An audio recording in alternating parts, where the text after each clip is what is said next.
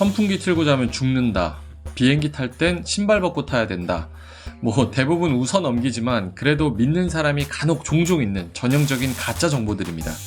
이 최근 유튜브, 페이스북 등 뉴미디어의 영향력이 커지면서 우리를 헷갈리게 하는 가짜 뉴스들도 많이 등장을 하고 있습니다. 이런 뉴스들은 최소한의 사실에 근거해서 MSG를 팍팍 치기 때문에 매우 자극적이면서도 또 그럴듯해 보입니다. 여기에 어떤 사진이나 동영상까지 같이 첨부가 되면 그 신뢰도가 더욱 높아져서 누구라도 속을 수밖에 없어지죠. 이런 가짜 뉴스들은 사회적으로 엄청난 영향력을 발휘하기 때문에 이 최근 가짜 뉴스가 진짠지 가짠지 판별하는 신기술들이 열심히 개발되고 있습니다. 그 좋은 예가 바로 데마스콕이라는 소프트웨어인데요. 미국의 구글과 리투아니아의 미디어 그룹 델피가 합작해서 만든 기술입니다.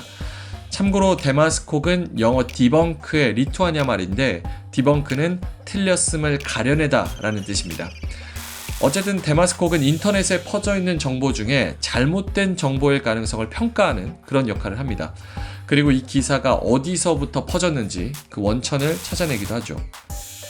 가짜뉴스를 과연 어떻게 판별하지? 이게 현실적으로 가능한가? 라는 생각이 드실 텐데, 데마스콕이 이 작업을 하는 데는 여러 가지 방법이 수반됩니다. 먼저 첫 번째는 선동에 주로 많이 이루어지는 카테고리를 따라갑니다. 가난, 강간, 환경 파괴, 전쟁, 시위, 정치 등 이렇게 정보의 핵심 주제가 뭔지를 파악하는 거죠. 그리고 그 안에서 얼마나 감정적인 단어들을 섞어 쓰는지 분석합니다. 예를 하나 들어보면요. 베트남 전쟁은 미국인들의 마음을 피폐하게 만들었다라는 문구가 있다면 데마스콕의 분석 타겟이 되는 거죠. 두 번째로는 얼마나 바이럴한가를 판단을 해요. 그러니까 이 뉴스가 공유된 횟수, SNS에 인용된 횟수 등을 측정하는 거예요. 여기에 이 정보가 사용된 플랫폼도 평가의 중요한 요소에 들어갑니다. 예를 들어서 뉴스의 출처가 KBS나 CNN이고 그 뉴스가 인터넷에 많이 퍼져나가지 않았다면 의도적으로 제작한 가짜뉴스의 가능성이 적다고 판단을 하는 겁니다. 참고로 통계를 보면요, 가짜뉴스는 금요일 오후에 가장 많이 올라온다 그래요. 사람들이 일 끝나고 이렇게 한잔하면서 안주거리 삼아서 썰을 풀면 또 오프라인에서 많이 퍼져나갈 수 있으니까 금요일 오후, 금요일 저녁에 많이 나온다고 합니다. 마지막으로 데마스콕은 가짜뉴스에 첨부된 이미지와 동영상을 분석해요. 특히나 그 이미지의 출처와 날짜를 되게 중요하게 보는데요. 예를 들어서 서울시 어느 집에 불이 났다라는 기사가 났다고 칩시다. 기사 자체는 9월에 났는데 첨부된 불난집에 똑같은 사진을 검색해봤더니 7월에 사진 올라온 게 있으면 이게 시기가 안 맞죠. 그럼 이 뉴스가 가짜일 가능성이 매우 높다고 판단을 하는 거예요. 자, 지금까지 제가 했던 이야기들 모두 사실 가짜 정보입니다. 제가 지어낸 거예요.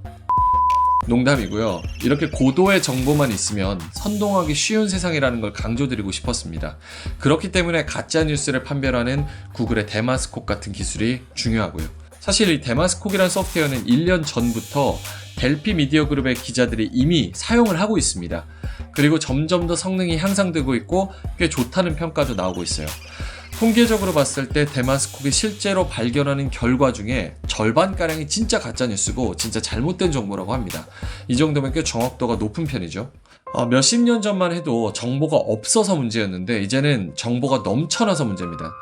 그래서 미래 사회에서는 데마스콕과 같은 기술의 중요성이 더욱 부각되겠죠. 오늘 내용은 여기까지입니다. 그럼 빠이!